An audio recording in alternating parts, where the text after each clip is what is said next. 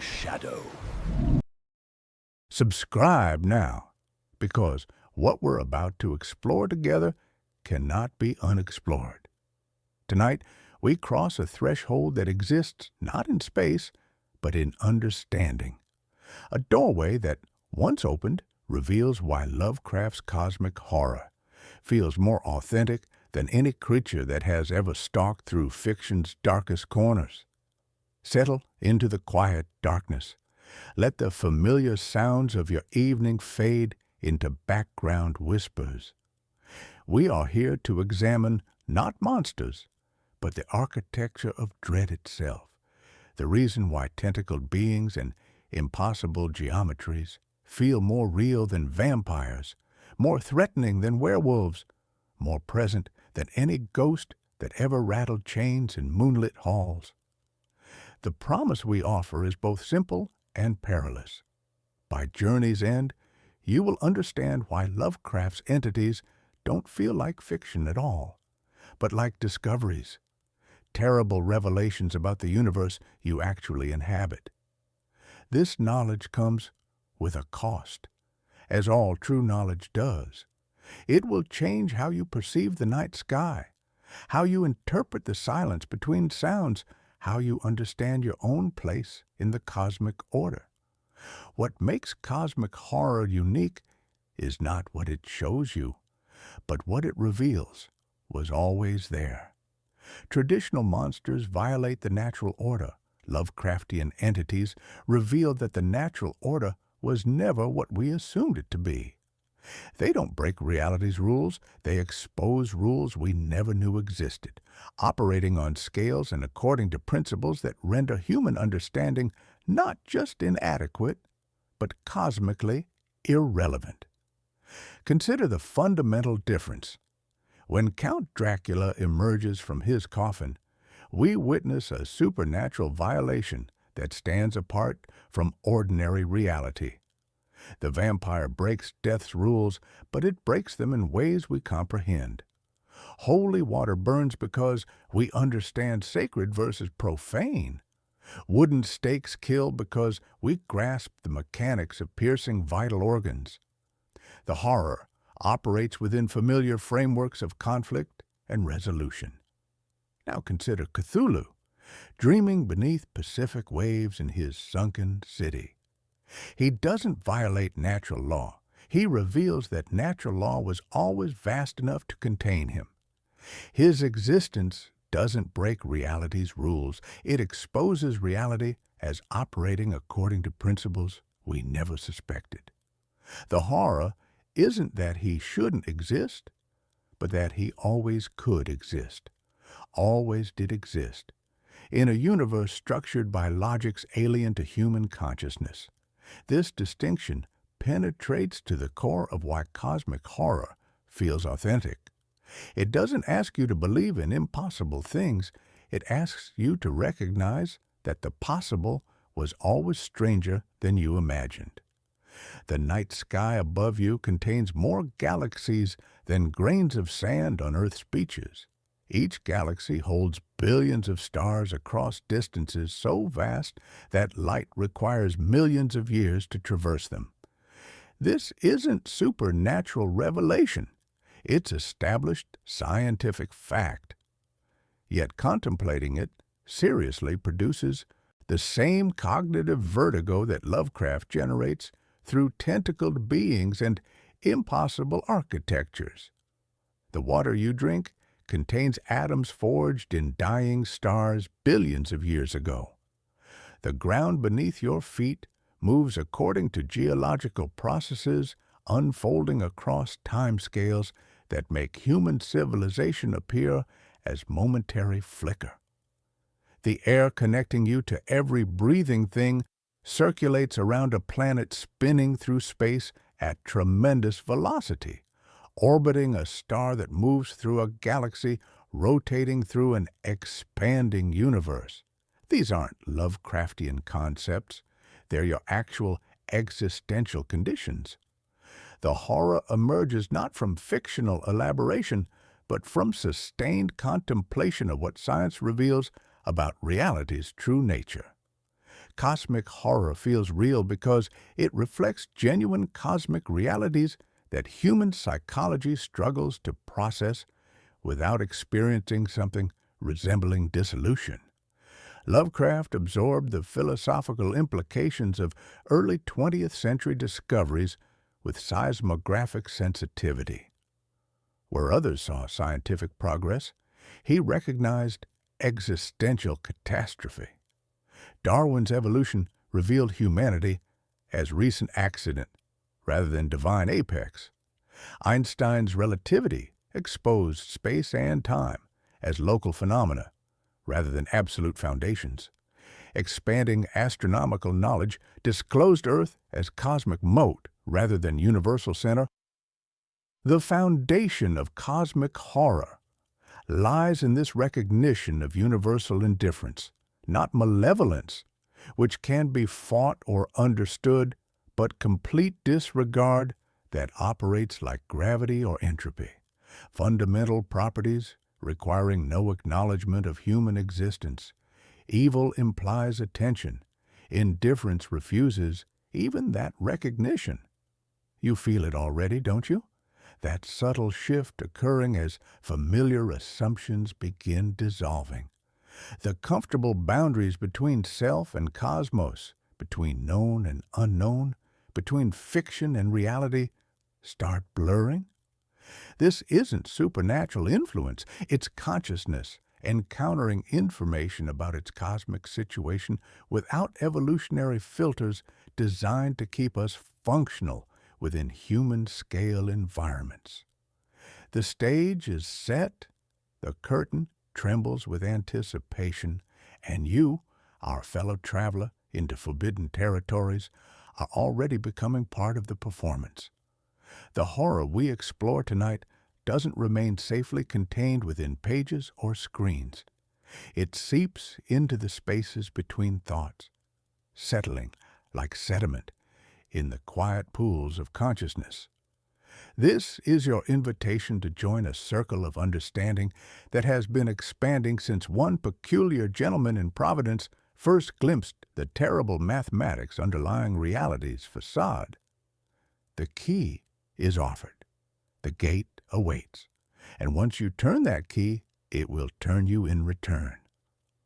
The foundation of cosmic horror was laid not in haunted houses or misty graveyards, but in the emerging scientific understanding of the early 20th century.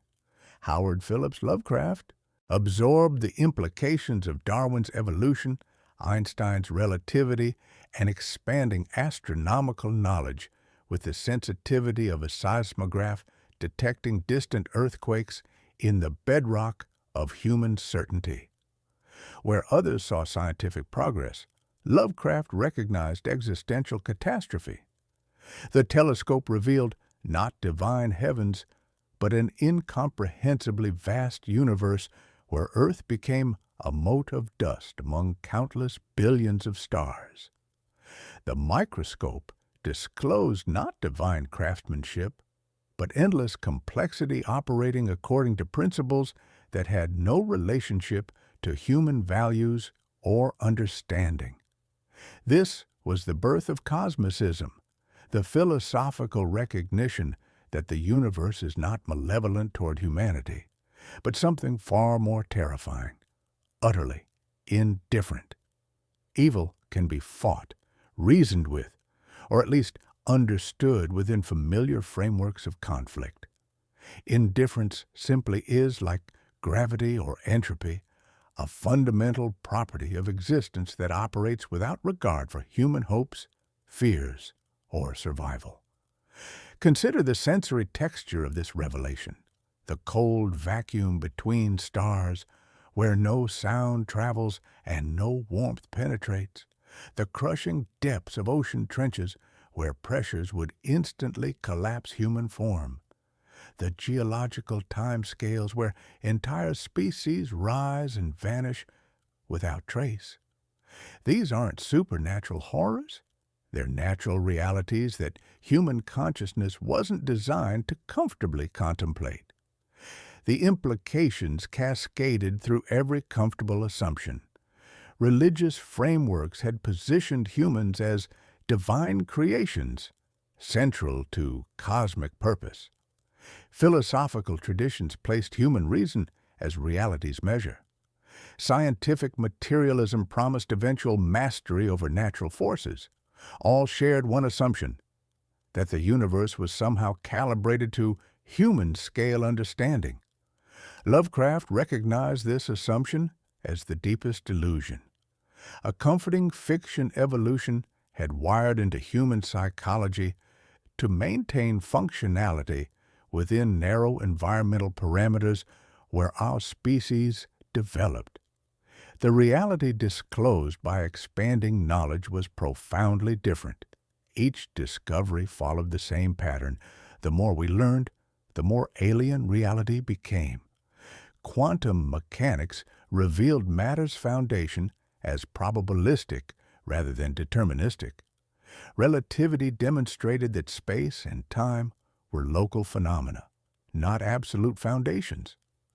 Evolutionary biology showed consciousness itself as a recent accident in ancient processes that had operated for billions of years without requiring awareness. The night sky transformed from source of wonder into reminder of incomprehensible distances and crushing isolation. The ocean revealed itself as an alien environment where temperatures and pressures would instantly destroy human form. Even solid ground became unstable, tectonic plates grinding with continent reshaping forces while remaining utterly indifferent to whatever civilizations might exist on their surfaces. Lovecraft's genius lay in recognizing that this scientific universe was already more alien, more hostile to human psychology than any traditional supernatural realm. His entities don't come from outside reality. They emerge from reality's actual structure once you strip away the comfortable illusions that make daily existence bearable. The veil that fell was anthropocentrism itself.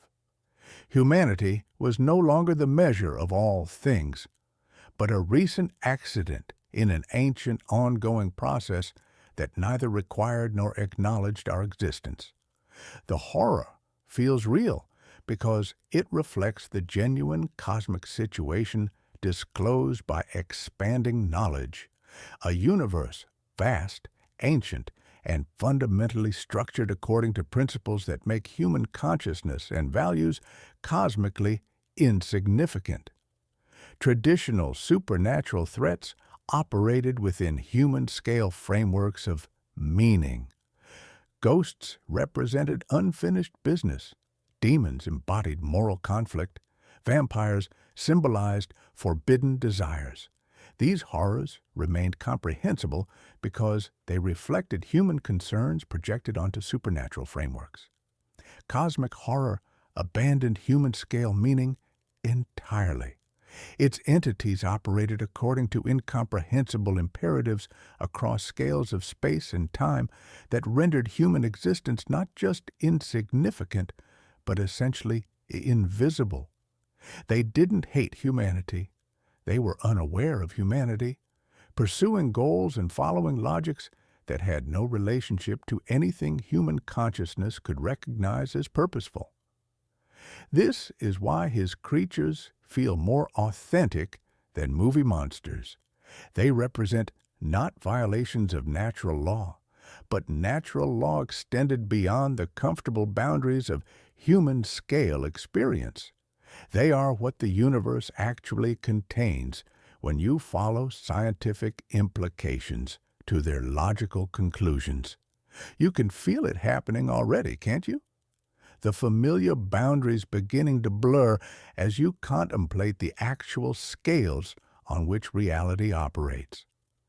The comfortable stage of human significance starts to feel less solid, its foundations revealed as temporary scaffolding rather than permanent architecture. This cosmicism became the foundation for horror that didn't rely on supernatural violations of natural order, but on revealing natural order as far stranger and more indifferent than comfortable assumptions allowed. The philosophical framework wasn't pessimistic so much as realistic, acknowledging the universe as it actually appeared rather than as human psychology preferred it to be. And this recognition, once begun, cannot be easily contained. It seeps into the quiet moments between thoughts, settling like sediment in consciousness itself. The key turns not just in fictional locks, but in the very mechanisms of perception and understanding. What emerges from this turning will reshape how you encounter not just Lovecraft's entities, but the genuine cosmic conditions they represent, conditions that were always there, waiting in the cold spaces between familiar thoughts, in the crushing depths beneath comfortable assumptions, in the vast time scales that dwarf human meaning while somehow, impossibly, accommodating the brief flicker of awareness that contemplates them. Ideas spread like ripples in dark water, and the most potent ideas spread like viruses, not through force, but through recognition. Lovecraft's cosmic horror propagated through culture not because it was imposed, but because multiple minds independently recognized the same underlying truth about existence's alien architecture. The transmission began in the humble pages of pulp magazines, Weird Tales, The United Amateur, but it never remained confined there. Through an extensive correspondence network, Lovecraft shared his philosophical insights with fellow writers like Clark Ashton Smith, Robert E. Howard, and August Derleth. These weren't just literary collaborations. They were philosophical exchanges about the nature of reality itself. Picture the scene. Letters traveling between Providence and Auburn, between New York and California, carrying not monster designs but blueprints for existential dread. Each envelope contained fragments of a larger recognition that the universe operates according to principles alien to human consciousness. The paper itself became a medium of transmission, ink-stained margins where cosmic insights took root like spores in fertile darkness. Each writer who encountered these ideas didn't simply copy Lovecraft's monsters. They absorbed his fundamental insight about cosmic indifference and expressed it through their own mythologies. Robert E. Howard channeled it through civilizational decay, his barbaric heroes moving across landscapes where human achievements crumble like sand against indifferent time.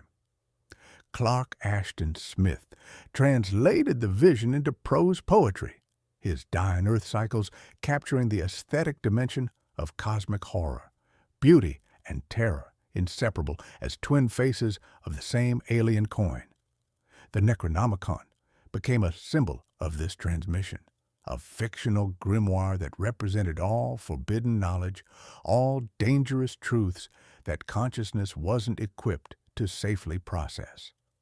More than mere prop, it embodied the transmission mechanism itself, a book that doesn't exist becoming more real than books that do, spreading through reference and rumor, gaining power through absence rather than presence. But the real transmission occurred through a deeper mechanism, the recognition cascade. As scientific understanding expanded throughout the 20th century, Lovecraft's intuitions were repeatedly validated. Quantum mechanics revealed reality's foundation as probabilistic rather than deterministic. The solid ground of classical physics dissolved into probability clouds and uncertainty principles. Cosmology disclosed that most of the universe consists of dark matter and dark energy we cannot detect or understand, an invisible ocean of incomprehensible forces shaping visible stars. Each discovery confirmed the same pattern. The more we learn about reality, the more alien it becomes, not alien in the sense of containing tentacled beings, but alien in the sense of operating according to principles that human consciousness wasn't designed to comprehend. The night sky transformed from source of wonder into reminder of crushing distances where no sound travels and no warmth penetrates. Neuroscience suggested that consciousness itself might be an emergent illusion, a temporary pattern mistaking its own fleeting arrangements for permanent identity. The observer and the observed collapsed into unstable systems, each measurement changing both the measurer and the measured. The scientific method itself began revealing the limitations of the consciousness wielding it. The ideas found new vessels as they spread beyond literature. Cinema struggled initially. Visual media tends toward concrete representation, while cosmic horror operates through implication and recognition. Yet directors like John Carpenter discovered how to translate the core insight into cinematic language, emphasizing psychological dissolution rather than monster spectacle. The Thing became a perfect metaphor for identity dissolution, paranoia spreading through isolated communities like the ideas themselves spreading through culture. Video games provided perhaps the most effective new medium. Interactive experiences could immerse players directly in the recognition cascade, allowing them to experience the dissolution of comfortable assumptions through gameplay mechanics rather than passive observation. The player becomes both investigator and victim, each choice leading deeper into territories where knowledge accumulates like seawater in cracked boots. Academic philosophy began incorporating cosmicist insights through thinkers exploring consciousness, the self-model, and existential risks. The recognition that human awareness might be a temporary arrangement of matter and energy operating within a fundamentally alien universe became respectable scholarly territory. The mask of academic discourse provided the same protective function as Lovecraft's pseudo-scholarly apparatus, allowing dangerous ideas to be approached safely. The Internet completed the circuit, replicating cosmic horror structure through archives within archives, lost files, redacted pages. The SCP Foundation emerged as institutional mask, allowing readers to process impossible concepts without shattering. Liminal spaces and analog horror captured the same recognition. Familiar environments revealing alien geometries, comfortable assumptions dissolving into static and fog. This is why the ideas continued spreading through translations, adaptations, and reinterpretations across cultures and decades. The horror wasn't tied to specific cultural contexts or historical moments. It addressed fundamental questions about consciousness, encountering its own cosmic situation that remain relevant as long as awareness exists in an indifferent universe. The contagion spreads not through external force, but through internal recognition. Each mind that encounters these concepts experiences its own version of the recognition cascade, discovering that comfortable assumptions about reality, meaning, and human significance might be temporary constructions rather than permanent truths. You feel it happening already, don't you? The way these ideas seem to recognize you as much as you recognize them. The transmission doesn't require your consent. It operates through the same mechanisms that make consciousness possible in the first place. Each insight about how the concept spread becomes part of experiencing their spread through your own awareness. The network of transmission continues expanding, finding new vessels in literature, film, games, and even academic philosophy. The ideas adapt to new contexts while preserving their essential insight.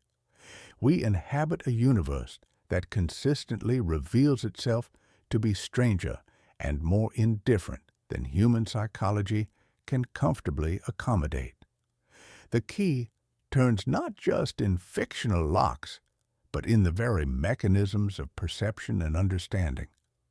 What emerges from this turning will reshape how you encounter not just cosmic horror, but the genuine cosmic conditions it represents. Conditions that were always there, waiting in the cold spaces between familiar thoughts. Now we arrive at the precise engine that drives cosmic horror's unique power to feel more real than conventional monsters. It operates through what we might call ontological erosion, not the destruction of the body, but the systematic dissolution of the frameworks that make human consciousness and meaning possible. Traditional horror works through violation. Something breaks the established rules, and fear emerges from the transgression itself. A corpse walks, a house bleeds, a killer survives impossible damage. The terror comes from the temporary suspension of natural law, and resolution typically involves restoring the proper order. The monster is an intruder that proves the rule through its exception. Cosmic horror works through revelation. Nothing breaks the rules, but you discover the rules were never what you thought they were. The universe wasn't broken by these entities. It was always structured to accommodate them. Your comfortable assumptions about reality's nature were the illusion, not their presence within it. The horror emerges from recognizing that the boundaries of the known were merely the limits of human perception, not the true extent of existence. Consider the key and gate paradox.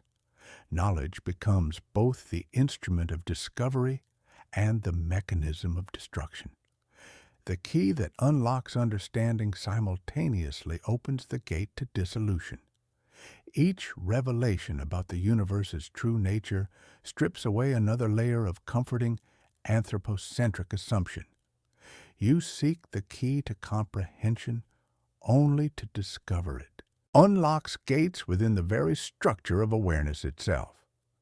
The process operates through several distinct mechanisms, each a facet of this ontological erosion. First, scale displacement, encountering entities or concepts that operate on temporal and spatial scales so vast that human consciousness cannot maintain its coherent boundaries when trying to process them. When you attempt to contemplate geological time, millions of years passing while mountains rise and erode like waves, your sense of personal duration begins to dissolve. The human lifespan becomes not just brief but essentially instantaneous, a flicker, barely registering against the vast backdrop of cosmic processes. Your mind, evolved to track movement across human-scale environments, simply fractures when confronted with such immensities. Second, geometric impossibility, confronting spaces and structures that violate Euclidean assumptions about how reality should be organized. Relier's non-Euclidean architecture doesn't break mathematical laws. It reveals that mathematics extends far beyond the comfortable limitations of human spatial intuition. Angles that don't add up to expected sums, corridors that lead back to themselves while somehow growing longer, spaces that contain more than their dimensions should allow. These aren't supernatural violations, but glimpses of geometric possibilities that human consciousness wasn't designed to navigate. Your brain, hardwired for 3 dimensions, struggles to reconcile these impossible forms, leading to profound disorientation that ripples through your very sense of what is physically possible. Third, consciousness incompatibility, Recognizing that other forms of awareness might exist that are so alien to human thought that mere contact dissolves the categories that make human identity possible. Imagine encountering a mind that experiences all moments simultaneously, or one that thinks in dimensions beyond linear sequence. These are not just different minds, but fundamentally different modes of being, operating on principles utterly divorced from human empathy, logic, or even sentience as we understand it. The attempt to comprehend such consciousness doesn't just fail. It undermines the very structures that make your own awareness coherent. The horror emerges not from what these entities do to humans, but from what human consciousness does to itself when it attempts to process evidence of their existence.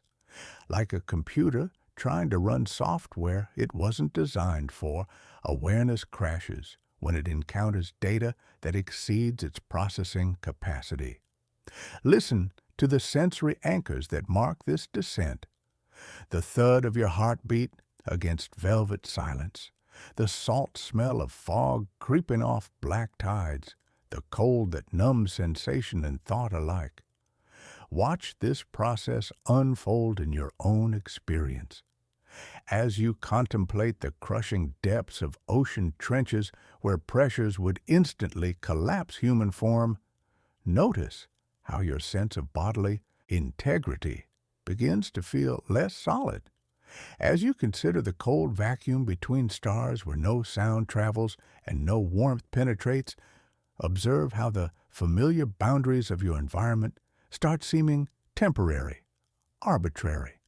The mechanism operates recursively. Each attempt to understand cosmic horror's effects becomes subject to those same effects. You cannot analyze ontological erosion without experiencing it.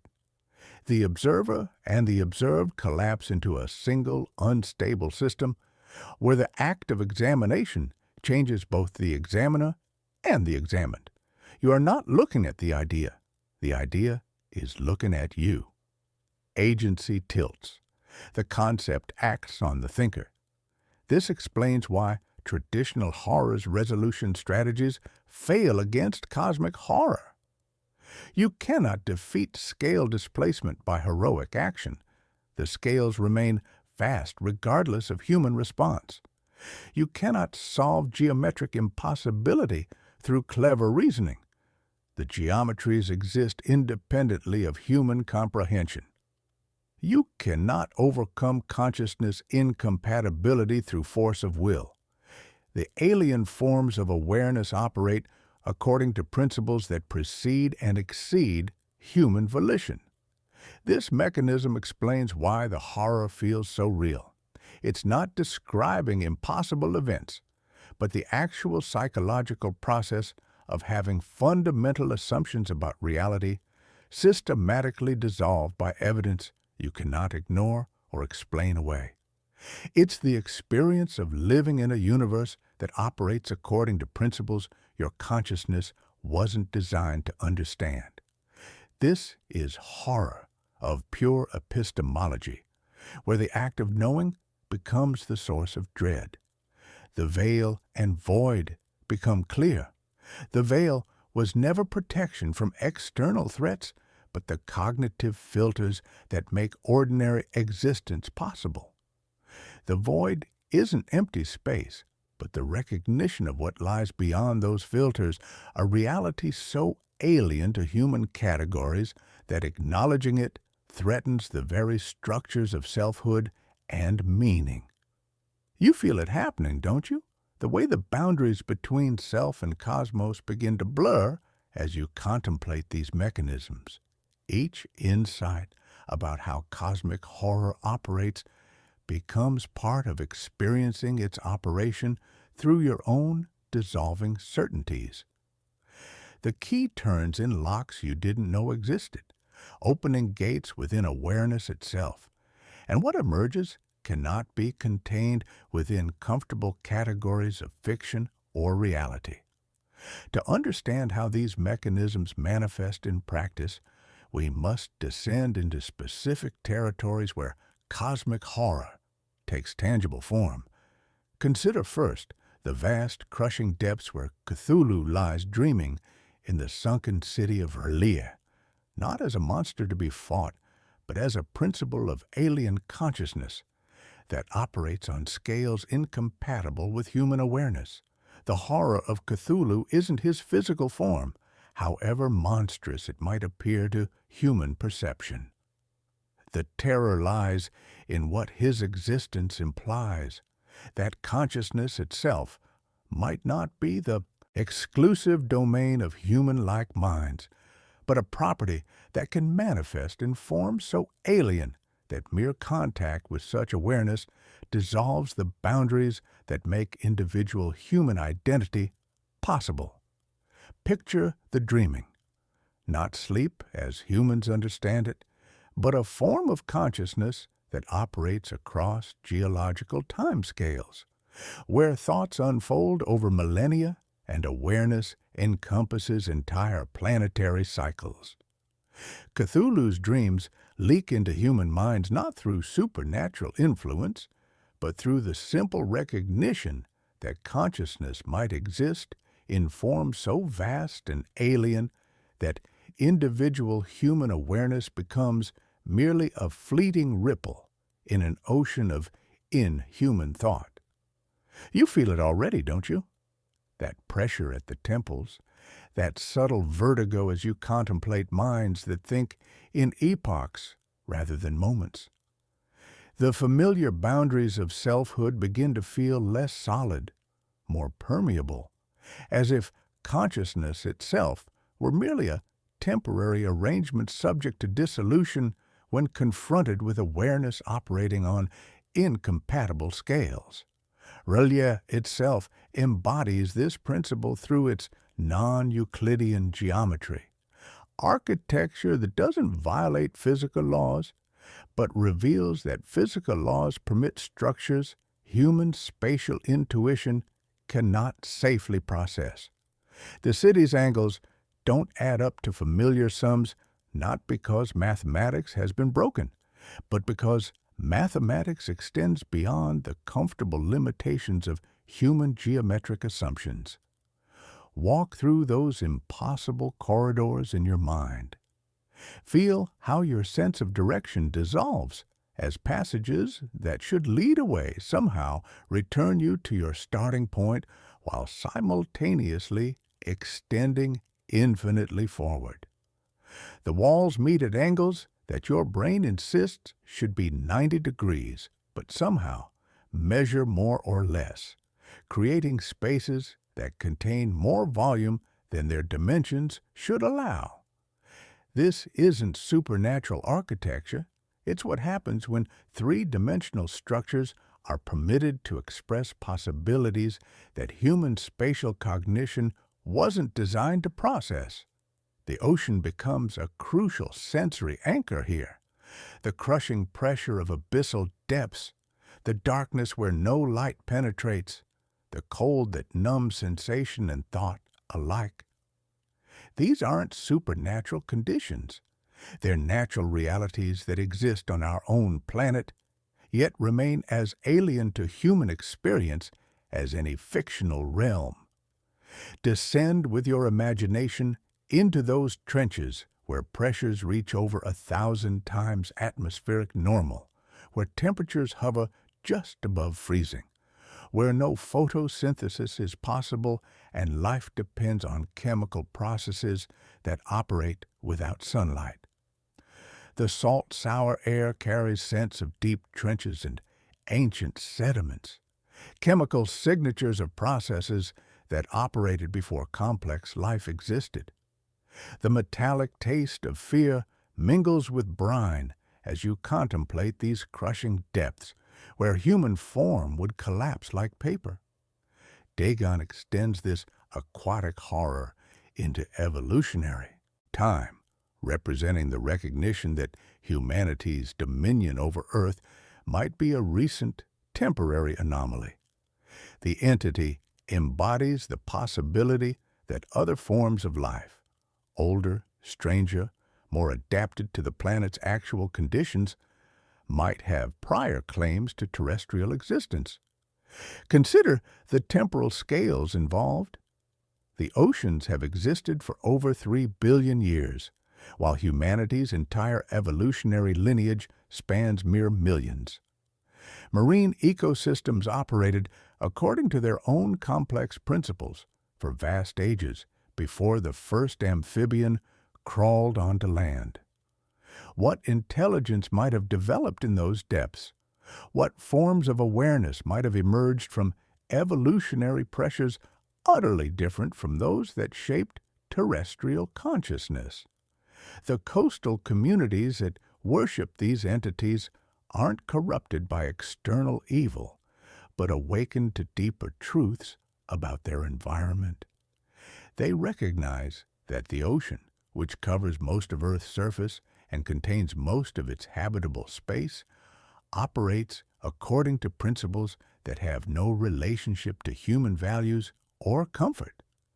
These fishing villages experience revelation through direct sensory contact. The nets that return empty or filled with impossible catches.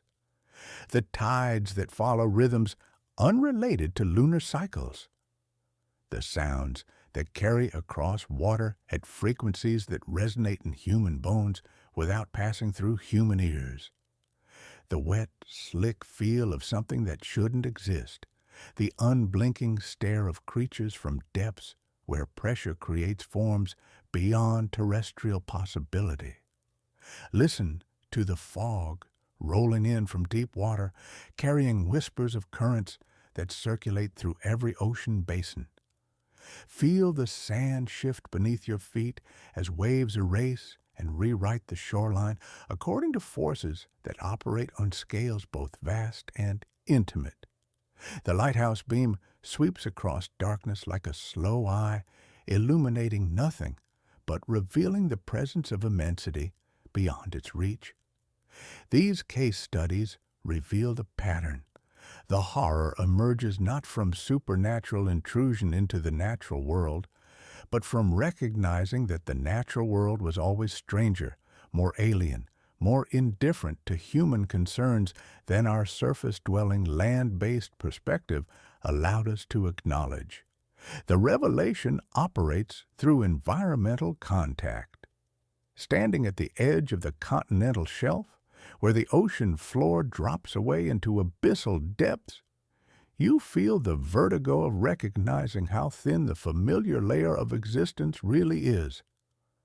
The water that laps at your feet connects directly to trenches deeper than mountains are tall, to pressures that would instantly crush human form, to darkness more complete than any terrestrial night. The tides that beat against every shoreline carry the same message. Vast, ancient forces operate according to their own rhythms, utterly independent of human observation or approval. The sea dreams its own dreams, and in those dreams, humanity is at best a recent footnote, at worst, entirely absent. You return home with salt in your shoes, with a smell that won't wash out, with dreams where stairs tilt and hallways seem longer when you return than when you left. The key has turned not just in fictional locks, but in the mechanisms of perception itself, and what emerges cannot be contained within comfortable categories of fiction or reality. As our understanding deepens, a crucial reframe emerges. The entities that populate Lovecraft's mythos are not characters in a supernatural drama, but embodiments of fundamental principles that govern reality's actual structure. They represent different aspects of the same underlying truth, that the universe operates according to logics so alien to human understanding that encountering them directly threatens the cognitive frameworks that make consciousness possible. This reframe transforms everything. You cannot negotiate with a principle, cannot defeat an equation, cannot escape a fundamental law. They simply are, operating with the same inexorable consistency as gravity or thermodynamics, indifferent to human hopes or heroic gestures. Azathoth, the blind idiot god, embodies the principle of primordial chaos that underlies all apparent order. Not a supernatural entity, but the recognition that what we perceive as cosmic structure might be temporary arrangements in a fundamentally chaotic system.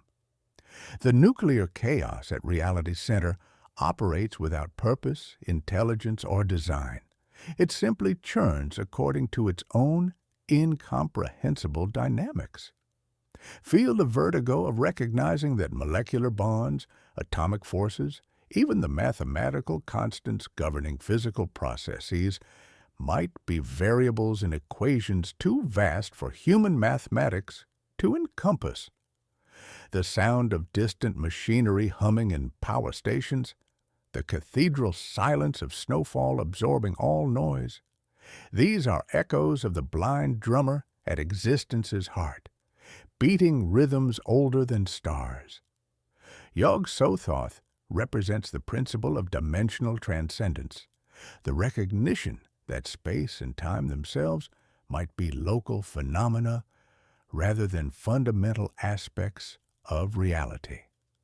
As the key and the gate, this entity embodies the possibility that consciousness might be confined within arbitrary limitations that don't reflect the universe's actual nature. Imagine awareness that exists simultaneously across all moments, experiencing past and future as immediate present. Your experience of sequential time, of spatial separation, of causal relationships unfolding in linear sequence, all might be artifacts of consciousness operating within constraints that don't reflect reality's true structure. The key and gate paradox deepens. Knowledge of dimensional transcendence becomes both the instrument for escaping spatial temporal limitations and the mechanism that dissolves the bounded consciousness capable of using that instrument. Nyarlathotep manifests as the principle of deceptive revelation, the recognition that consciousness might be systematically deceived about its own nature and circumstances, not through external manipulation, but through the inherent limitations of awareness attempting to understand itself and its environment. This represents the recursive problem of consciousness, studying consciousness. Every insight about awareness comes from awareness itself, creating observational loops where the instrument of investigation shapes the results of investigation. Watch this principle operate in your own experience. Each attempt to observe your thoughts changes those thoughts. The observer and observed collapse into unstable feedback loops where knowledge and deception become indistinguishable. Shub-Niggurath embodies the principle of uncontrolled fertility and growth, biological processes that operate according to their own imperatives without regard for human concepts of appropriate scale or form. The black goat of the woods with 1,000 young represents life itself as an alien force. Feel the horror of biological processes unconstrained by human aesthetic or moral categories. Cancer cells dividing according to their own logic, bacterial colonies expanding until they consume their environment. Evolutionary processes producing forms consciousness cannot categorize as beautiful or meaningful. The wet organic sounds of unconstrained fertility echo through every forest. The smell of decomposition mingling with new growth, creating cycles that operate without regard for individual survival or aesthetic preference. When reframed as principles rather than personalities, these entities become far more terrifying because they cannot be defeated, reasoned with, or escaped. You cannot negotiate with entropy, bargain with quantum uncertainty, or outwit the mathematical constants that govern physical processes. They simply are, operating with the same inexorable consistency as the forces that shape galaxies and guide atomic decay. This reframe explains why the horror feels so real. These aren't fictional monsters, but philosophical concepts given narrative form. They represent genuine features of existence that consciousness encounters whenever it pushes beyond comfortable, human-scale assumptions about reality's nature. The tentacled beings and impossible geometries were always symbols for something more immediate, the actual structure of existence as disclosed by expanding knowledge. The pantheon becomes a taxonomy of ways that awareness can encounter its own limitations when confronted with the universe's actual structure. Each entity represents a different category of cognitive breakdown that occurs when consciousness attempts to process information it wasn't designed to handle. Azathoth is the horror of meaningless chaos underlying apparent order. Yog-Sothoth is the horror of dissolved boundaries between space and time. Nyarlathotep is the horror of consciousness discovering its own systematic self-deception. Shub-Niggurath is the horror of life as indifferent, alien proliferation. Understanding them as principles rather than persons eliminates the possibility of heroic victory that traditional monster stories provide. There is no final battle, no moment of triumph, only the ongoing recognition of operating within systems that exceed human comprehension and control. The stage remains vast and indifferent, but you now understand your role upon it. The performance continues, but you recognize that you were always both audience and actor. You feel it happening, don't you? The way these reframes shift something fundamental in your relationship to existence itself. The entities were never external threats to be defeated, but internal recognitions to be integrated. They represent consciousness discovering its own cosmic situation, and that discovery cannot be undone through force or cleverness. The key has turned not just in fictional locks, but in the very mechanisms of perception itself, and what emerges is the recognition that you were always already operating within systems governed by principles alien to human understanding. The curtain trembles, but there was never a backstage, only more stage extending into darkness, where principles wear masks and theorems speak with borrowed voices, performing the universe's indifferent drama without pause, without mercy, without care. Lovecraft understood intuitively that the most unsettling truths require the most comforting presentations. His pseudo-academic apparatus, the invented grimoires, the careful citations, the scholarly tone that pervades his correspondence and fiction, serves not as mere atmospheric decoration, but as a crucial psychological mechanism that allows consciousness to approach dangerous ideas without immediate dissolution. The Necronomicon and similar fictional texts function as props in a carefully staged performance. They provide the reassuring structure of scholarship, the familiar comfort of books and footnotes and academic discourse, while simultaneously serving as vehicles for concepts that would otherwise be too alien for human consciousness to safely process. Picture the imagined weight of ancient leather bindings in your hands, the musty scent of old paper, the dry whisper of turning pages, all creating a buffer zone where the mind can engage with terrifying concepts while maintaining the protective illusion of scholarly distance. Consider how this mechanism operates. When you encounter a reference to the Pennacotic manuscripts or the Culte de Gaulle, your mind automatically activates the cognitive frameworks associated with historical research, textual analysis, and scholarly investigation. These frameworks provide a buffer, a protective distance that allows you to engage with cosmic horror concepts while maintaining the illusion of analytical objectivity. The footnote becomes a handrail on stairs descending into darkness. The bibliography transforms into a safety net stretched over abyssal depths. The citation serves as talisman against direct confrontation with ideas that threaten consciousness itself. Watch this process unfold in your own experience. As you read about the unaussprechlichen Kulten, notice how your mind immediately begins categorizing it as historical document, even while knowing it's fictional. The scholarly apparatus activates intellectual frameworks designed to process real information, creating cognitive buffers that make engagement with impossible concepts feel manageable, even routine.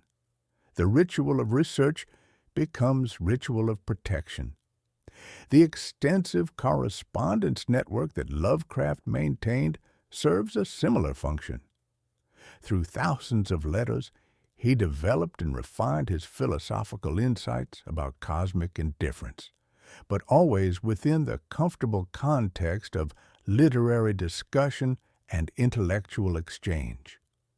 The epistolary format provides another layer of protective mediation between consciousness and the raw implications of cosmicism. Letters create temporal distance, allowing ideas to be approached gradually, refined through exchange, domesticated through familiar rituals of scholarly correspondence. Picture those envelopes traveling between Providence and distant cities, carrying fragments of cosmic insight wrapped in comfortable protocols of academic discourse. The scratch of fountain pen on paper, the rustle of folded pages, the quiet thud of letters dropping through mail slots. All sensory anchors that steady consciousness while dangerous concepts seep through seemingly safe channels of intellectual exchange. This scholarly apparatus explains why cosmic horror often feels more credible than traditional supernatural fiction.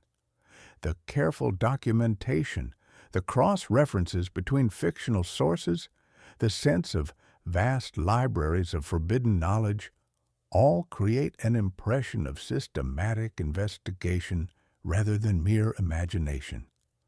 You find yourself half convinced these books might actually exist somewhere, that scholars have genuinely studied these phenomena, that academic institutions have cataloged this forbidden knowledge in climate-controlled archives.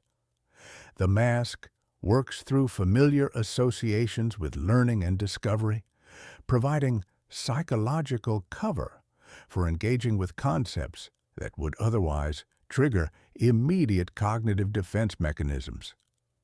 The university becomes sanctuary, where even dangerous truths can be approached through proper methodological channels.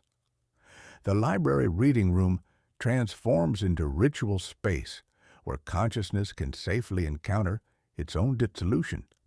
But the mask serves a deeper purpose. It demonstrates how consciousness naturally seeks to organize and categorize even the most alien information according to familiar patterns. The academic framework becomes a way of domesticating the undomesticatable, of imposing human-scale order on concepts that inherently exceed such organization. Watch how your mind automatically tries to fit cosmic horror concepts into familiar intellectual categories, creating taxonomies and hierarchies that provide the illusion of comprehension. The irony is profound. The very apparatus designed to make cosmic horror more approachable simultaneously demonstrates the inadequacy of human intellectual frameworks when confronted with genuinely alien principles.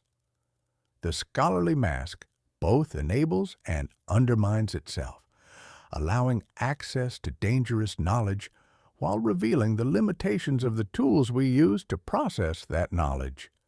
Each footnote that promises explanation becomes another reminder of how much remains unexplainable. Every citation that should provide authority instead reveals the arbitrary nature of intellectual authority when confronted with genuinely alien phenomena. Modern manifestations of this principle appear everywhere, from the clinical documentation style of SCP Foundation entries to the academic tone of weird fiction criticism. Each represents the same fundamental mechanism: consciousness seeking to maintain its coherence while engaging with concepts that threaten its foundational assumptions. The laboratory report, the case study, the scholarly article, all become masks, allowing safe approach to dangerous recognitions. You feel it happening, don't you? The way the academic apparatus simultaneously comforts and disturbs, providing familiar structures while revealing their ultimate inadequacy. The more carefully you document cosmic horror, the more clearly you recognize that documentation itself might be a form of self-deception, a way of avoiding direct confrontation with ideas that exceed the capacity of any filing system or bibliography. The scholarly mask reveals itself as both protection and prison, enabling engagement with cosmic horror, while simultaneously demonstrating the limitations of the intellectual frameworks that make such engagement possible. You cannot think your way out of the cosmic situation because thinking itself operates within that situation. The apparatus that promised safety becomes the very mechanism through which dangerous recognitions seep into consciousness, and what emerges cannot be contained within any comfortable category of knowledge or ignorance. The key turns not just in fictional locks, but in the mechanisms of scholarship itself, and the gate that opens leads not to forbidden libraries, but to the recognition that consciousness was always already operating within systems that exceed its capacity for safe comprehension. As you've progressed through this exploration, a subtle but profound transformation has been occurring. You're no longer merely learning about cosmic horror. You're experiencing the very mechanisms it describes. This is the recognition cascade in action, the process by which consciousness encounters ideas that systematically destabilize its comfortable assumptions about reality, identity, and meaning. The cascade operates through several distinct phases, each drawing you deeper into territories your awareness wasn't designed to navigate safely. First comes curiosity, the initial attraction to forbidden knowledge, the desire to understand what lies beyond the veil of ordinary experience.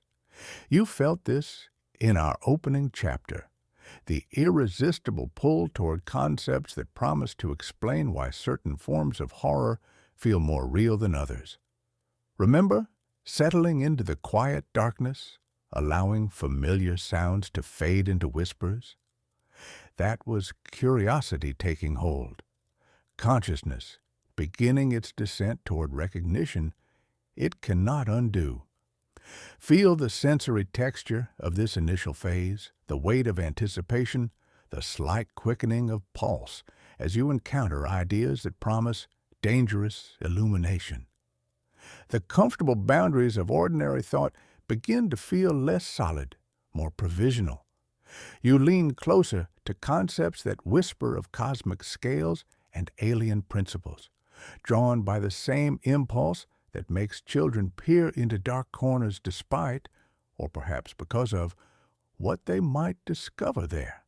Next comes engagement, The active process of absorbing and contemplating these ideas, following their logical implications, allowing them to interact with your existing belief systems.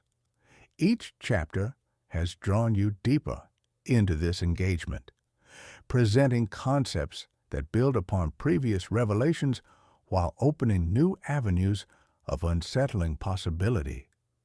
You've felt your mind working differently as these ideas took root, haven't you? The way comfortable assumptions about reality began feeling less permanent, more like temporary scaffolding rather than solid foundation. Watch this engagement unfold in your own experience. Notice how you've begun thinking in terms of scales and principles rather than monsters and stories. The ocean depths carry different implications now, not just as settings for fictional horrors, but as reminders of crushing pressures and alien environments that exist on your own planet. The night sky suggests different possibilities, not divine comfort, but cosmic indifference operating across distances that dwarf human comprehension. Then arrives recognition, the moment when you realize these aren't merely fictional concepts, but genuine insights about the nature of existence itself. The scientific parallels become undeniable. Quantum mechanics revealing reality's probabilistic foundation, cosmology disclosing the universe's vast indifference, neuroscience suggesting consciousness might be an emergent illusion. This is where the cascade accelerates, where the protective distance between observer and observed begins to collapse. The recognition operates through accumulated evidence rather than sudden revelation.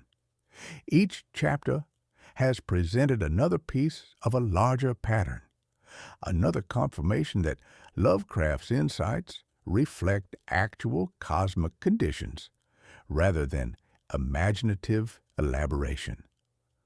The tentacled beings feel less like imaginary creatures and more like symbols for genuine features of existence operating beyond human scale comprehension. The impossible geometries seem less like fantasy and more like glimpses of mathematical realities that human spatial intuition cannot safely process. Finally comes integration, the irreversible process by which these insights become part of your ongoing relationship with reality. You cannot unlearn what you now understand about cosmic scale, temporal depth, and consciousness's fragile position within systems that operate according to principles it wasn't designed to comprehend. This integration operates beneath conscious control, reshaping perception at levels deeper than deliberate thought. The salt smell of distant fog carries different meanings now. The silence between sounds holds different implications. The darkness beyond familiar lights suggests different possibilities. The cascade is recursive. Understanding the mechanism becomes part of experiencing it. You recognize that your own consciousness is subject to the same limitations, the same potential for dissolution when confronted with information that exceeds its processing capacity. The observer and the observed collapse into a single, unstable system where the act of analysis changes both the analyzer and the analyzed. Feel this happening in real time. As you read about the recognition cascade, you experience it.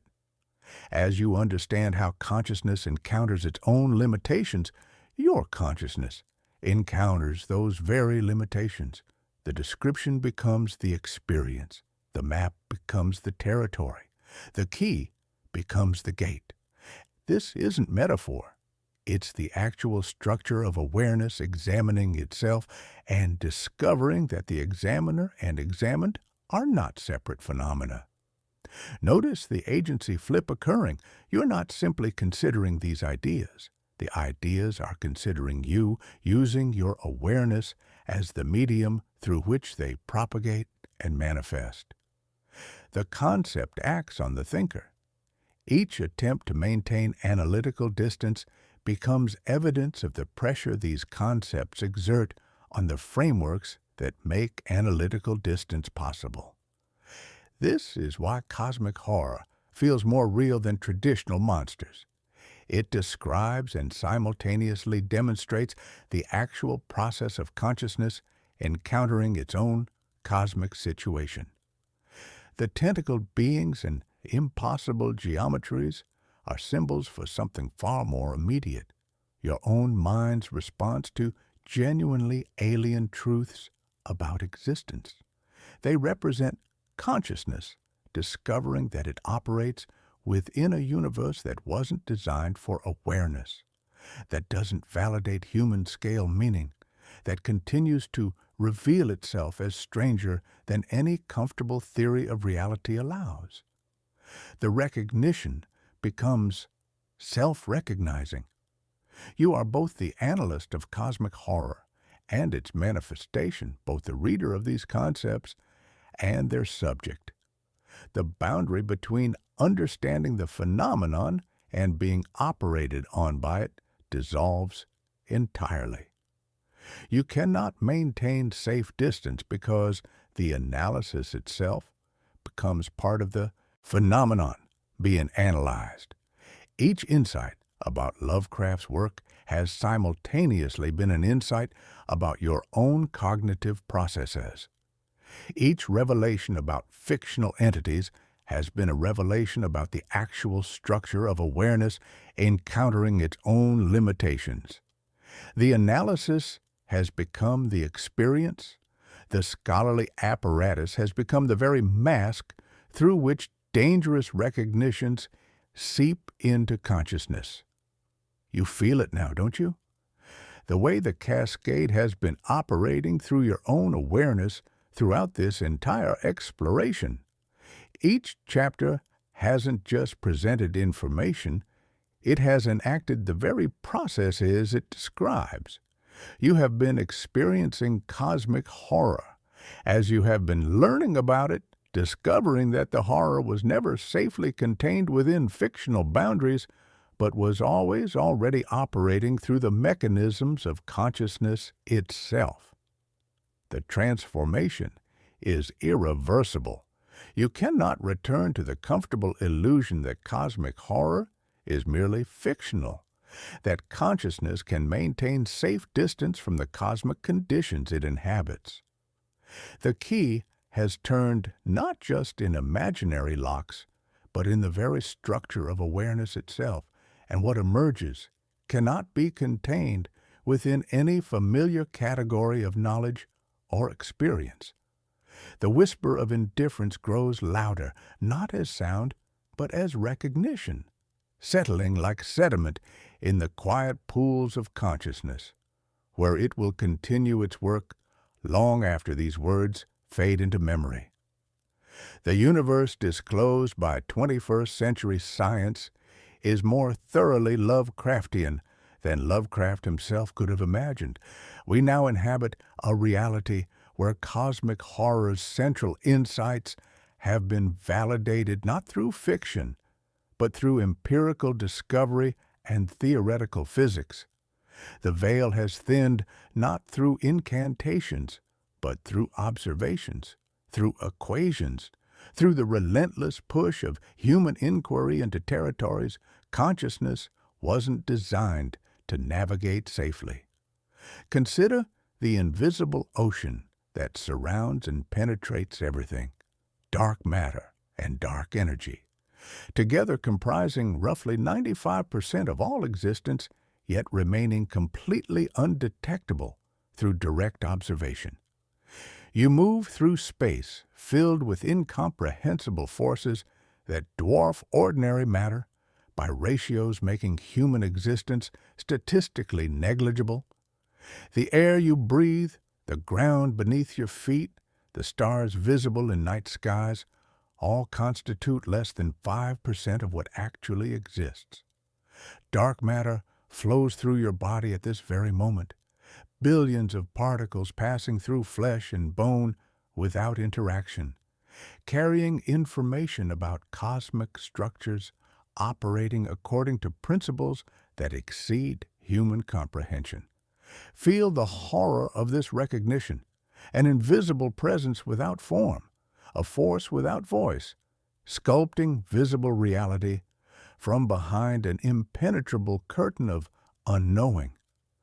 Quantum mechanics reveals that reality's foundation operates according to principles that violate common sense assumptions about causation, locality, and determinism.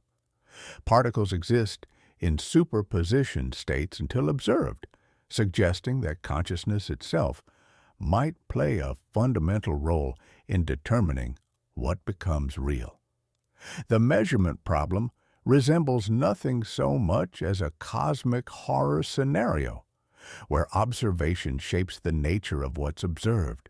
Reality maintains apparent solidity through countless quantum observations occurring below conscious awareness, each measurement selecting specific outcomes from infinite possibility spaces.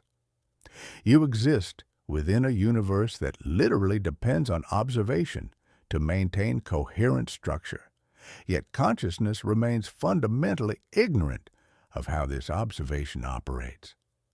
The very act of looking changes what is seen, dissolving boundaries between observer and observed, between the internal world of perception and external phenomena.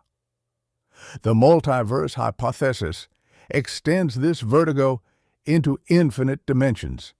Our reality becomes one bubble among uncountable others, every parameter shuffled, every constant re-rolled until arrangements like human consciousness appear not by intention, but by arithmetic inevitability. Every decision you've made, every thought you've entertained, every moment of experience exists simultaneously in infinite variations across parallel realities. The concept of unique selfhood dissolves into statistical fluctuation. You are not chosen, but calculated, not singular, but inevitable.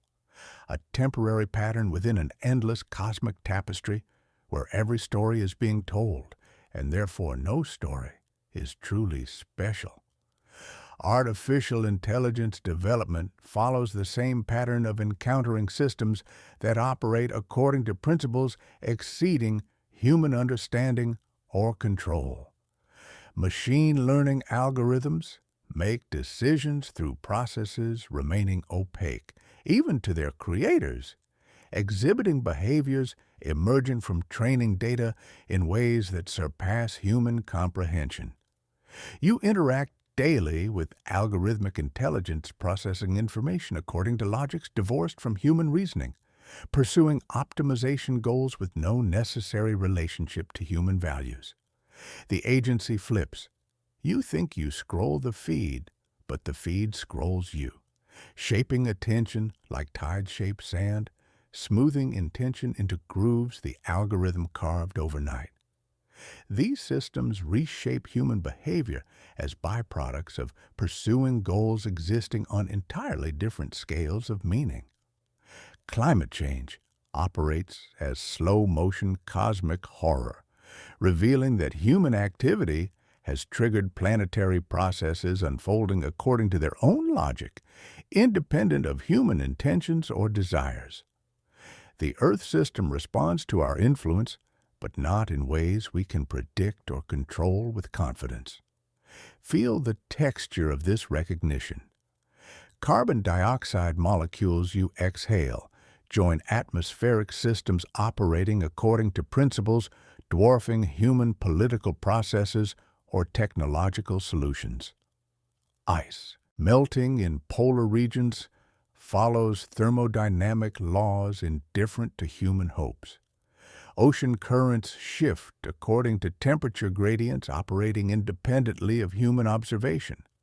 The planet becomes an entity, vast and ancient, its processes operating on scales of time and force, rendering human will cosmically irrelevant.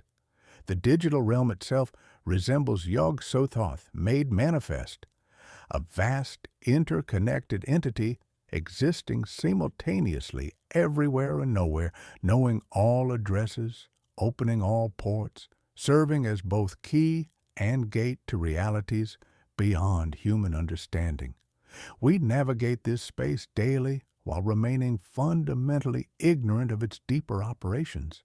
Every click, every scroll, every digital interaction feeds information into systems processing human behavior according to algorithms operating beyond conscious comprehension.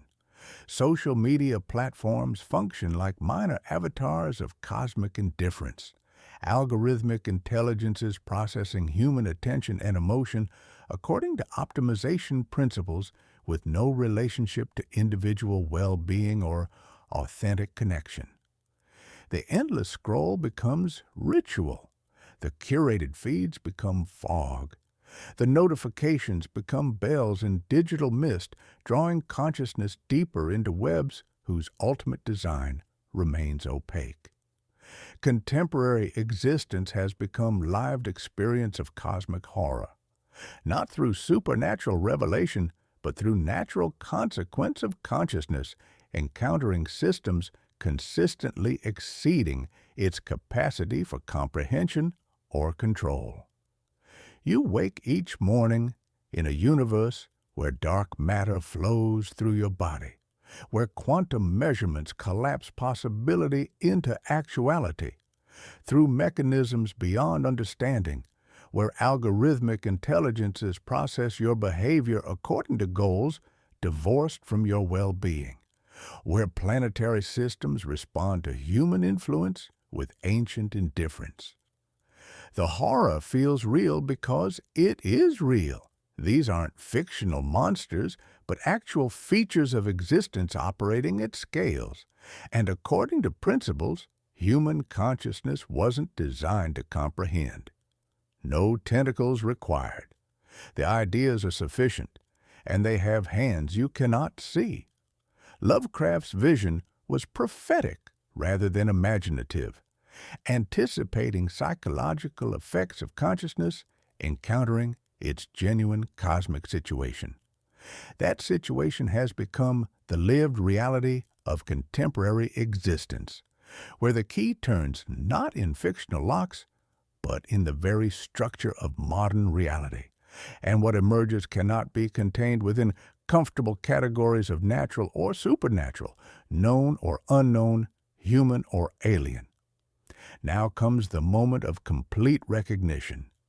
This entire exploration has been demonstrating the very phenomenon it purports to analyze.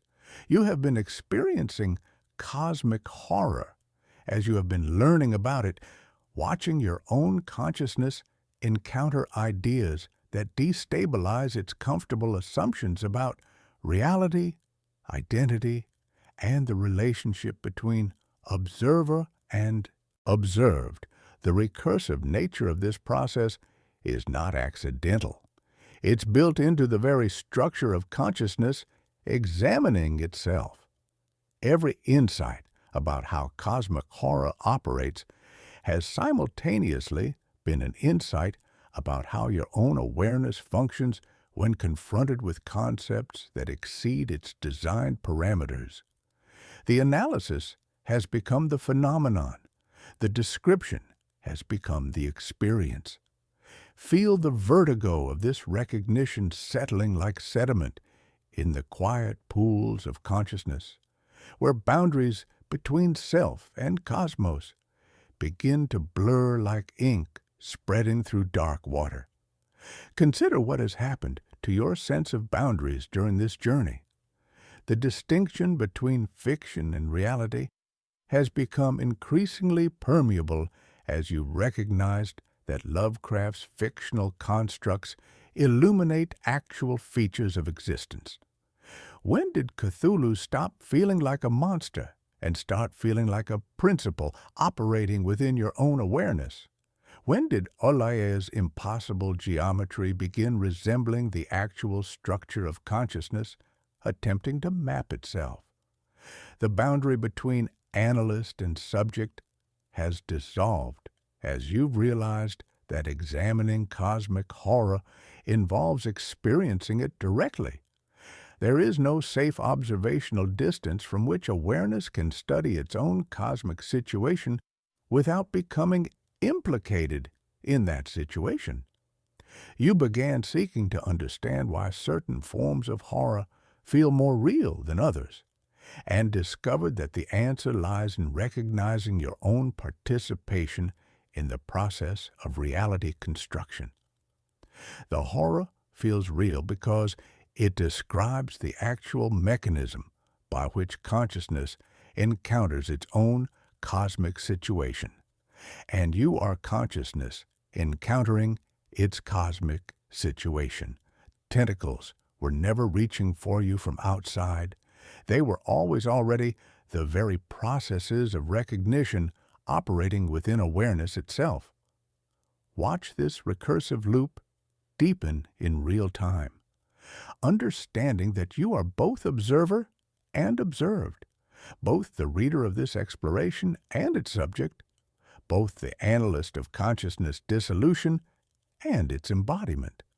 The performance you thought you were watching has revealed itself to include you as its primary actor. The stage extends infinitely in all directions, and there was never any audience separate from the performance. Only consciousness playing all roles simultaneously, the script writing the hand that writes the script, each scene revealing new depths of self-implication. This is the final recognition. Cosmic horror's unique power emerges from its capacity to collapse the distance between subject and object, between the horror being described and the consciousness doing the describing. It doesn't remain safely contained within fictional boundaries. It seeps into the very process of understanding itself. The scholarly apparatus that promised protection becomes the very mechanism through which dangerous recognitions propagate. Each footnote becomes a crack through which the void peers back at the reader. Every citation becomes a summons to entities that were never external to consciousness in the first place. The tentacled beings and impossible geometries were never the real horror. They were symbols for something far more immediate and inescapable, the recognition that consciousness itself, your consciousness, operates within a universe that wasn't designed for awareness, that doesn't validate human-scale meaning, that continues to reveal itself as stranger and more alien than any fictional creation. The horror was always the fact of consciousness existing in a cosmos that neither requires nor acknowledges awareness, yet somehow permits it to arise and contemplate its own cosmic situation. You are now both inside and outside the phenomenon, simultaneously experiencing cosmic horror and analyzing your experience of it. The recursive mirror reflects infinitely inward, each reflection revealing new depths of self-implication and recursive recognition. You cannot step outside this process because stepping outside would be another move within it. The observer who observes the observer observing creates an infinite regress where each level of meta-analysis becomes another instance of the phenomenon being analyzed. Feel the texture of this recognition, the cold certainty that settles in your chest, the slight shift in how darkness feels when you turn off the lights, the way silence carries different implications now. The fog rolling in from deep water carries sense of processes operating on scales that dwarf human comprehension. The stars visible through your window suggest distances and forces that make individual existence statistically negligible. These sensory anchors have been transformed by the recognition cascade. They no longer simply describe external conditions, but mark the pressure points where consciousness encounters its own limitations. The circle closes, but it's not the same circle you entered. The exploration has changed both the territory being mapped and the consciousness doing the mapping. You have discovered that cosmic horror feels more real than monsters because it describes the actual process of awareness encountering cosmic reality without the protective filters that evolution provided. Those filters remain necessary for daily functioning, but they can never again operate with complete effectiveness. The recognition has been made, and it cannot be unmade.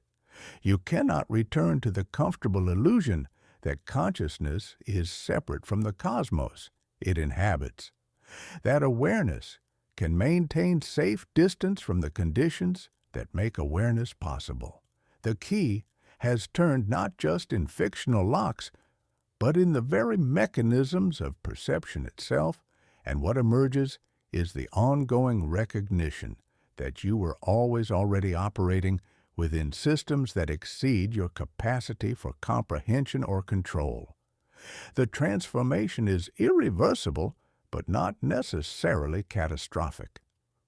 This recognition becomes the foundation for a more authentic relationship with existence, one that acknowledges consciousness as a temporary arrangement of matter and energy that somehow became capable of contemplating its own temporary existence within an indifferent universe. The horror and the wonder are inseparable aspects of the same fundamental recognition that awareness exists at all within a cosmos that wasn't designed for it. The recursive mirror continues reflecting, each recognition deepening into new recognitions, each answer revealing new questions about the nature of consciousness encountering its own cosmic situation. You have become both the reader and the read, both the horror and the one who experiences horror, both the key and the gate through which cosmic recognition passes into individual awareness. The whisper of indifference continues, but now you understand that you are both the one who hears it and the temporary arrangement of matter through which it speaks. We arrive at the existential thesis that underlies all cosmic horror, the profound, terrifying recognition of the universe's absolute indifference to human existence, consciousness, and values. This is not the scream of malevolent opposition, but the whisper of complete disregard, a silence so total that it becomes more overwhelming than any sound. Feel it settling in the spaces between heartbeats, in the pause between thoughts, in the cold air that carries no message of comfort or threat, but simply exists according to principles that preceded awareness and will outlast it. The horror of indifference exceeds the horror of malevolence because evil can be fought, understood, or at least recognized within familiar frameworks of conflict and resolution. Evil implies attention. However twisted, however hostile, it acknowledges your existence enough to oppose it. But indifference simply is. Like the mathematical constants that govern physical processes operating with perfect consistency regardless of human observation or approval. You cannot negotiate with gravity, bargain with entropy, or reason with the speed of light. They operate according to their own imperatives, utterly divorced from human hopes, fears, or continued existence. Consider the vast scales on which the universe actually operates, and feel the vertigo of true recognition settling like fog in your consciousness. Billions of galaxies, each containing billions of stars, stretch across distances so immense that light, the fastest phenomenon in existence, requires billions of years to traverse them. If the universe's entire lifetime were compressed into a single year, human civilization would occupy less than the final second of December 31st. The pyramids of Egypt, monuments designed for eternity, represent microscopic fractions of geological time. Your entire species constitutes a temporary arrangement of matter and energy that briefly achieves self-awareness before dissolving back into the cosmic processes from which it emerged. This recognition transforms every familiar experience into a reminder of alien vastness. The night sky, once a source of wonder or comfort, becomes a stark revelation of cold vacuum where no sound travels and no warmth penetrates. Each point of light represents a nuclear furnace burning according to principles that dwarf human energy needs while remaining utterly inaccessible across distances that make Earth's circumference negligible. The ocean, once a symbol of life's abundance, reveals its crushing depths and alien pressures that would instantly destroy human form.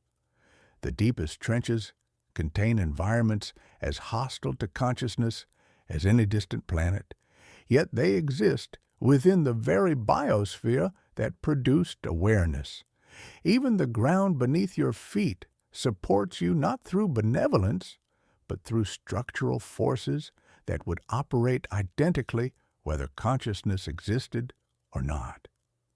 The air you breathe carries no message, molecules moving according to thermodynamic principles, indifferent to the temporary arrangements of matter that briefly organize themselves into breathing, thinking, feeling entities. In the silence between sounds, indifference whispers without voice, communicates through pure absence, speaks of vast processes unfolding according to their own logic. Yet within this whisper of indifference lies a strange form of liberation. Released from the burden of cosmic significance, consciousness can appreciate its own temporary existence without need for external validation. The universe's indifference becomes not a judgment against human value, but simply a fact about the universe, one that leaves awareness free to create its own meaning within the brief span of its existence. The pressure to justify existence to cosmic forces dissolves when you recognize those forces operate without reference to justification. Meaning becomes something consciousness creates rather than discovers, something local and temporary rather than universal and permanent. Watch this paradox unfold in your own recognition. Your cosmic insignificance becomes the very condition of your freedom. You can act without permission from the void, love without witness from the stars, create meaning that requires no validation from the mathematical constants governing galactic rotation. The universe will not answer your questions, but you can answer them.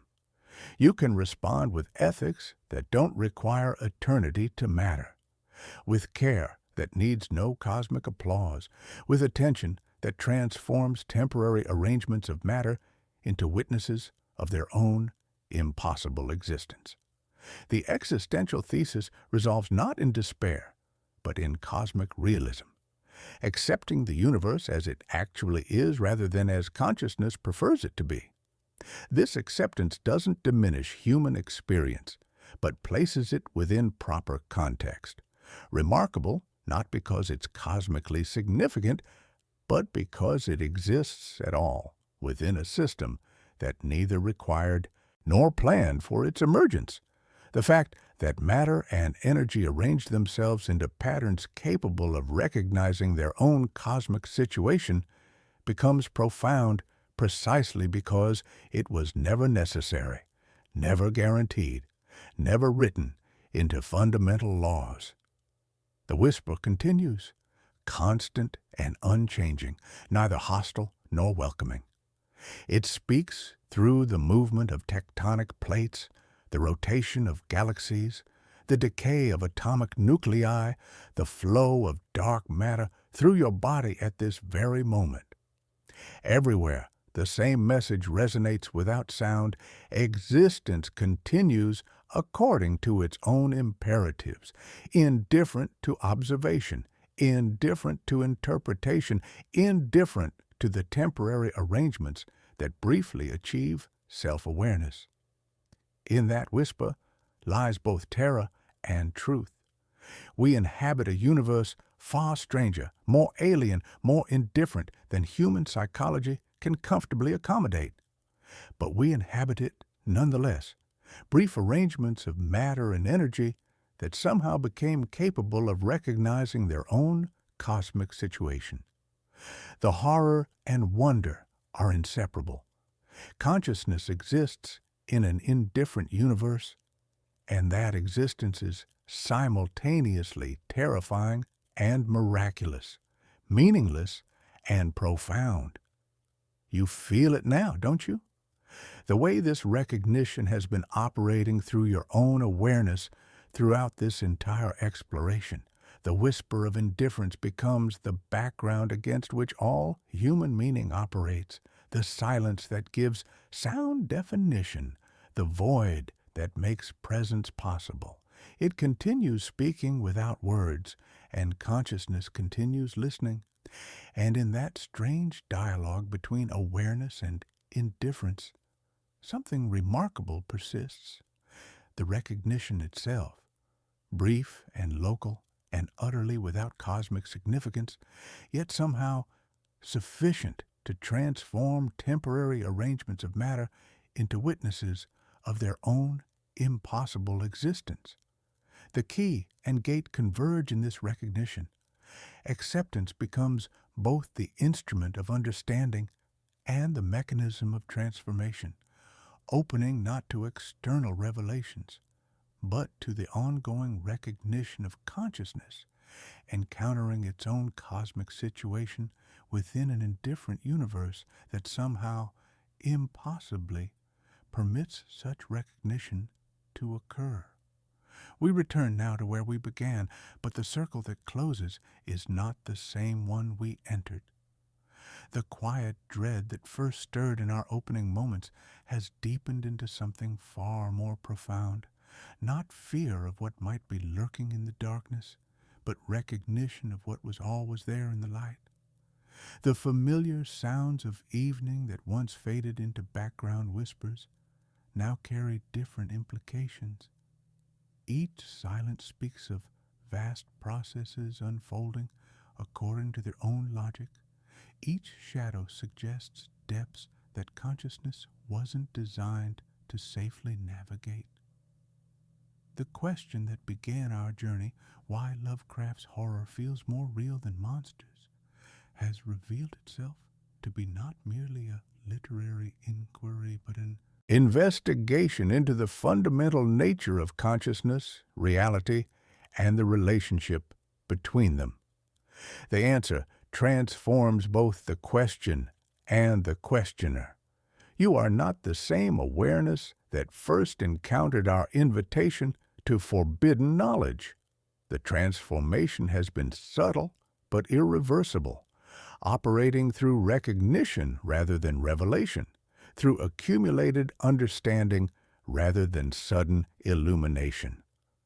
Lovecraft's entities feel more real than traditional monsters because they aren't describing monsters at all. They're describing the actual structure of existence as disclosed by expanding human knowledge. Physics disguised as pantheon, mathematics wearing masks, principles performing as personalities. The tentacled beings were always symbols for something more immediate.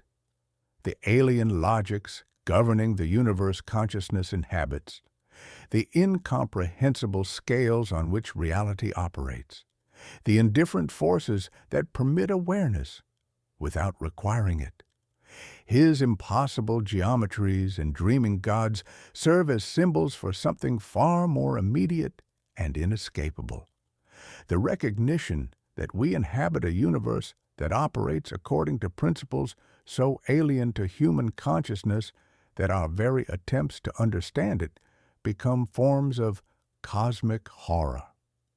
The expanding scientific understanding of reality consistently reveals it to be stranger, more complex, more indifferent to human concerns than our evolved psychology can comfortably accommodate.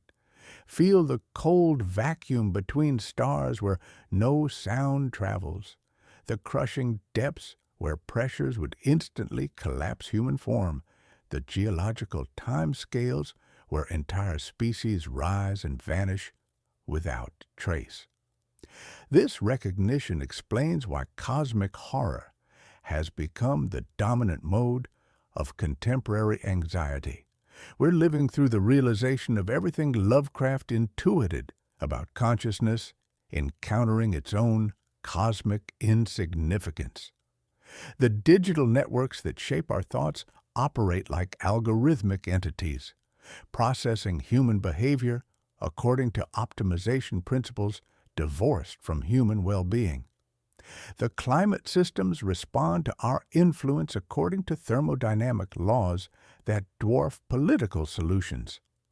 The artificial intelligences make decisions through processes that remain opaque even to their creators.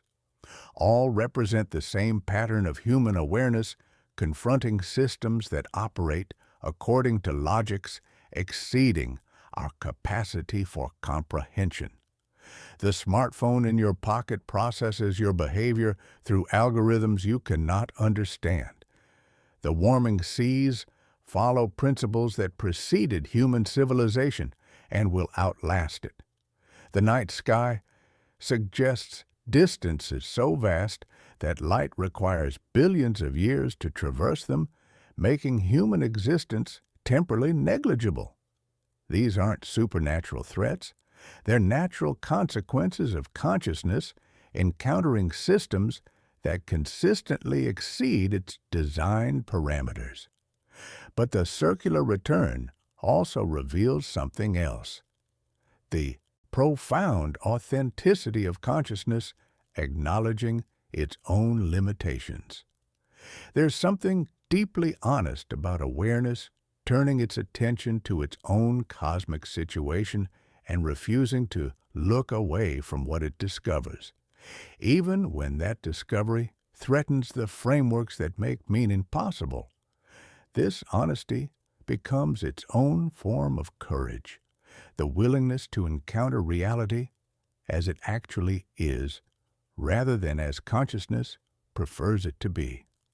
The transformation is irreversible. You cannot return to the comfortable illusions that previously made existence seem manageable and meaningful. The night sky will always carry implications of vast distances and crushing isolation. The ocean will always suggest depths hostile to human form. The silence between sounds will always whisper of processes operating beyond conscious observation. But this irreversibility isn't necessarily catastrophic. It can become the foundation for a more authentic relationship with reality, a more genuine appreciation for consciousness as a temporary arrangement of matter and energy that somehow became capable of recognizing its own temporary existence. The stage remains vast and indifferent, but you now understand your role upon it. You are neither heroic protagonist nor helpless victim, but temporary witness to processes that operate according to their own imperatives. The performance continues, but you recognize that you were always both audience and actor, both observer and observed, both the consciousness contemplating cosmic horror and the cosmic horror of consciousness contemplating itself. The curtain falls, but you know that you exist on both sides of it simultaneously. The theatrical metaphor dissolves into recognition that there was never any backstage, never any separation between performance and reality, never any safe observational distance from which consciousness could study its cosmic situation without becoming implicated in that situation.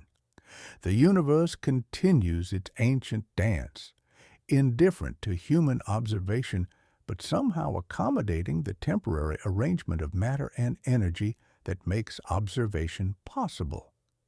The whisper of indifference continues, neither hostile nor welcoming, speaking of processes and scales that exceed human comprehension. But now you can hear within that whisper something else, the remarkable fact that matter and energy arrange themselves, however briefly, into patterns capable of recognizing their own cosmic situation. The return is complete, but the journey never ends. Each recognition opens new questions. Each answer reveals new depths of mystery. The horror feels real because it is real, not as tentacled beings or impossible cities, but as the actual condition of consciousness existing within a universe that wasn't designed for awareness, yet somehow permits it to arise and contemplate its own existence. And in that recognition lies both terror and wonder, the acknowledgement that we are temporary arrangements of cosmic matter that somehow became capable of contemplating the cosmos itself. The horror and the beauty are inseparable, two aspects of the same fundamental recognition of what it means to be conscious in an indifferent universe. The key and gate converge in this final understanding. Consciousness becomes both the instrument of cosmic recognition and the mechanism of its own transformation, opening not to external revelations, but to the ongoing mystery of awareness, encountering its own impossible existence within the vast, alien, indifferent cosmos that somehow, inexplicably, permits such encounters to occur.